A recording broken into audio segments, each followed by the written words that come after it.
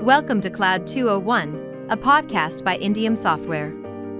The overall market size for serverless architecture is projected to grow from $7.6 billion in 2020 to $21.1 billion by 2025 at a CAGR of 22.7%. To go deeper into analyzing the trends and opportunities in serverless computing, especially from the context of using serverless architecture for big data and analytics, we put together this podcast, featuring Mahesh Belli, Head of Brand Marketing, and Sathish Pala, Chief Technology Officer of Indium Software. Sathish Pala has been a passionate technologist right from his IIT days and an ardent trainer with keen interest in analytics and next-generation business intelligence. Welcome, Satish. Thanks, Mahesh. Folks, the topic under discussion today is serverless computing and the impact it has on customers, on the technical community, and what else it might lead into the future. So for those who are just getting introduced to Indium Software, we are a digital engineering company with 2,000 plus associates working across the globe. So let's get started.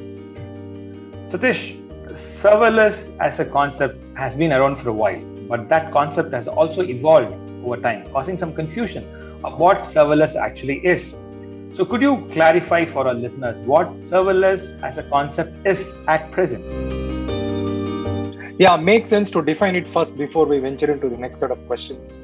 So serverless or serverless computing, as it used to be called, is a cloud computing execution model wherein the cloud provider executes code by dynamically allocating the machine resources. While there are servers behind the scene, the customers don't need to deal with them. The customers benefit from not having to manage the underlying servers, thereby having more agility and also less maintenance headaches. The cloud providers like AWS or Azure or Google are mostly responsible for these servers behind these serverless resources. Now, as I mentioned, customers don't need to deal with the servers. However, they will need to pay for the compute cost of these serverless computing of the functions that they deploy. So basically, they are just only charged for the amount of resources used to run the code.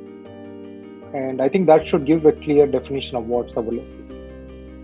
Excellent. That seems like a lot of convenience. And since you mentioned AWS and Google, let's talk about serverless on AWS ecosystem specifically. I mean, even though Google introduced serverless concepts many years ago, only with AWS it has caught a fire.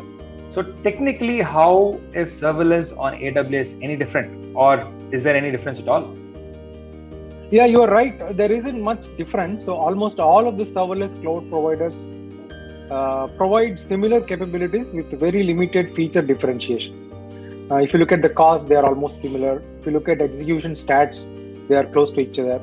However, there are some differences that gives AWS an edge. For example, while there are different feature differences between AWS and Google, things that have actually helped AWS beat the competition in this area, maybe I'll give a couple of examples. One, AWS Lambda, which is the serverless function, has a lot of supported languages, which means that you could write the functions in the serverless using multiple languages like Python, JavaScript, Java, whatnot. However, in Google, which is Google Cloud Function, it is currently limited to maybe Node.js and a little bit of Python. So that is one major difference where the AWS Lambda has an edge. Another difference is how we deploy these serverless functions within AWS. While the registration is a bit time-consuming in AWS, the execution and deployment is extremely faster.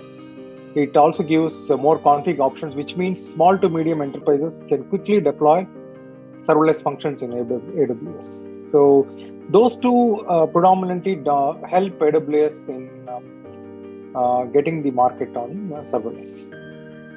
Okay, excellent.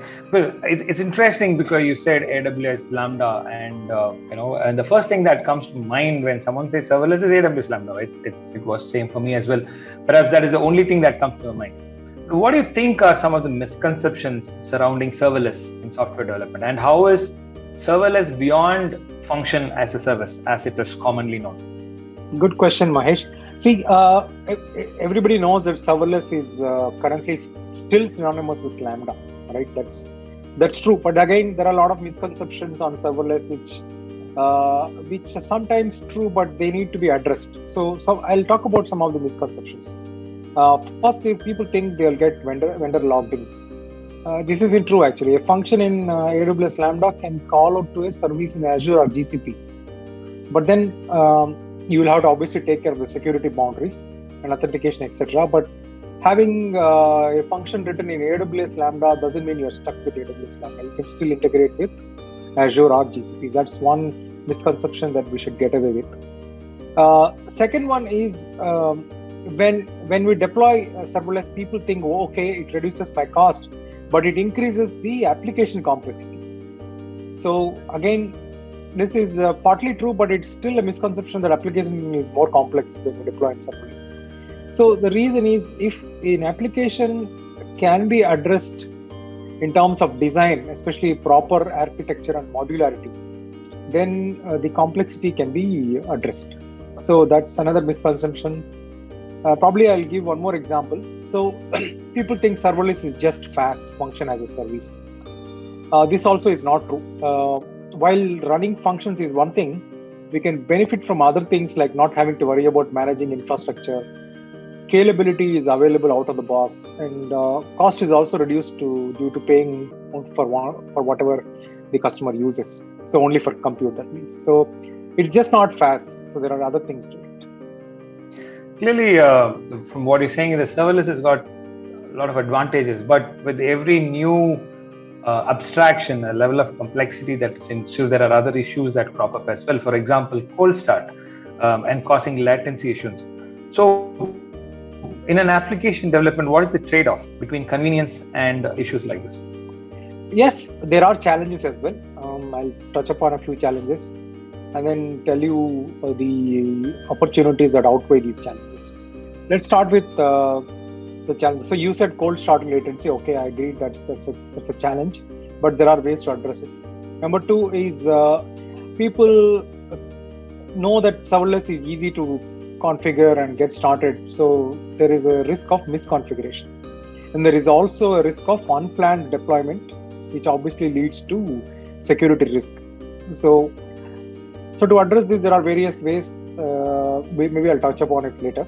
The second thing is people deploy tasks or jobs that are not specific or that are not required to be run on serverless, which means that these jobs could be uncontrolled or long-running tasks.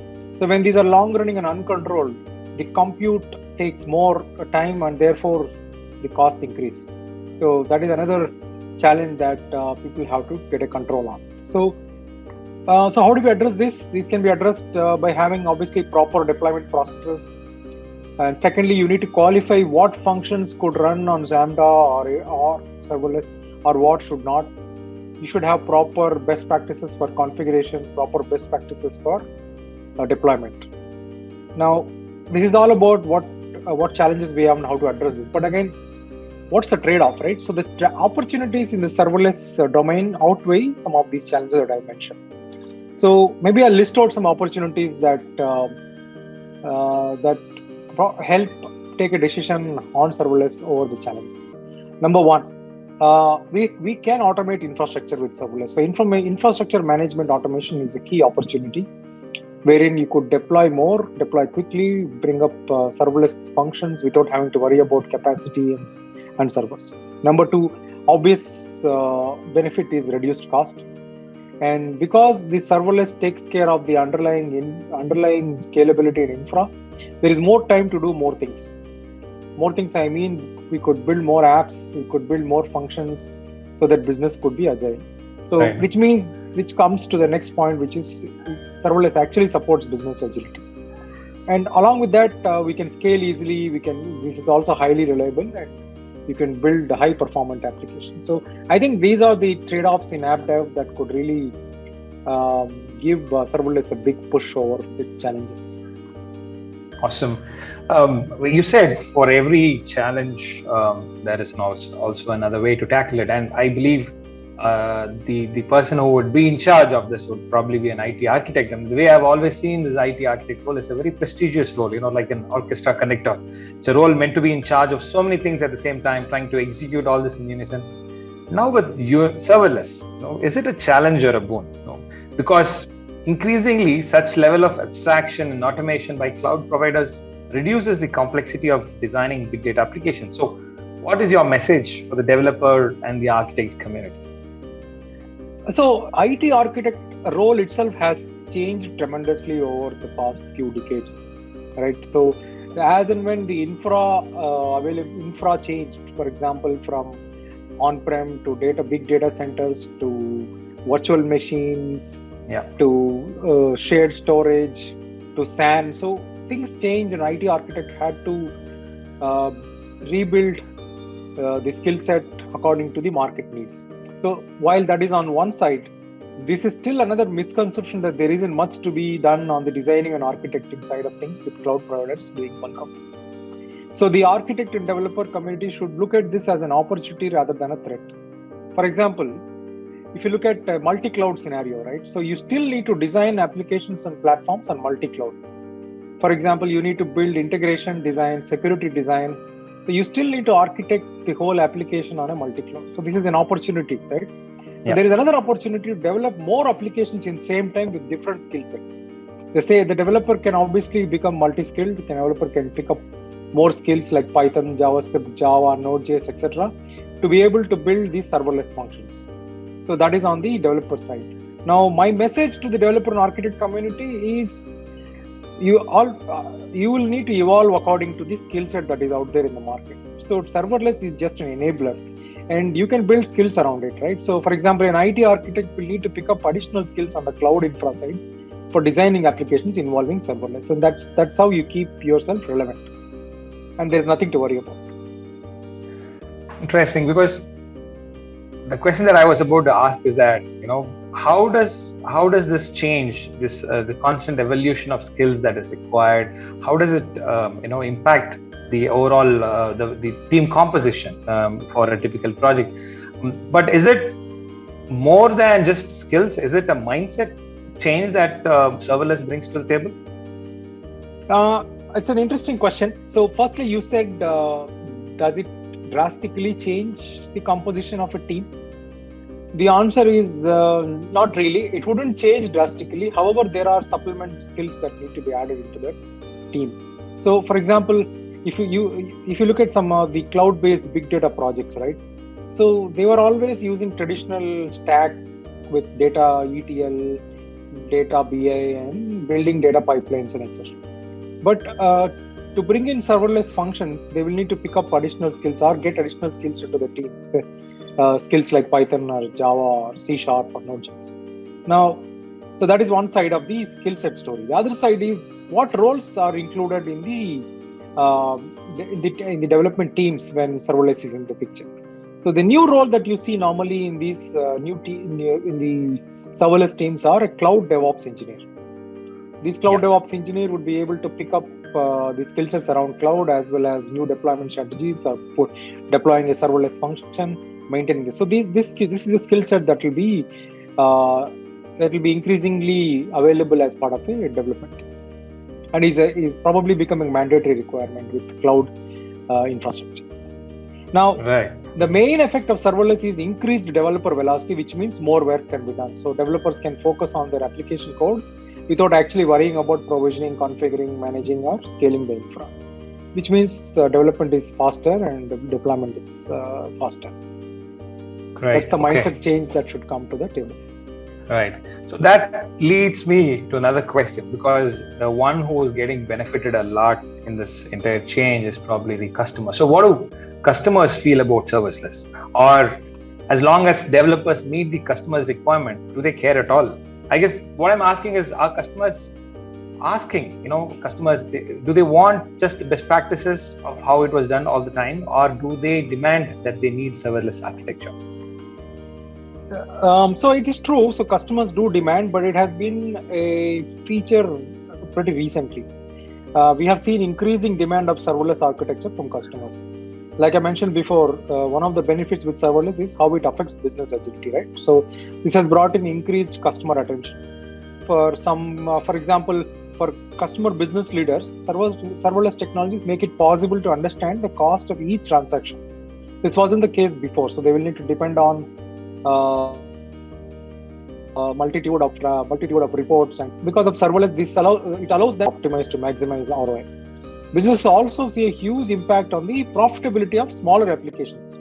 They can actually build minimum viable products and even productive legacy systems with serverless. So definitely we have seen increased sort of requests from customers on deploying their applications on serverless.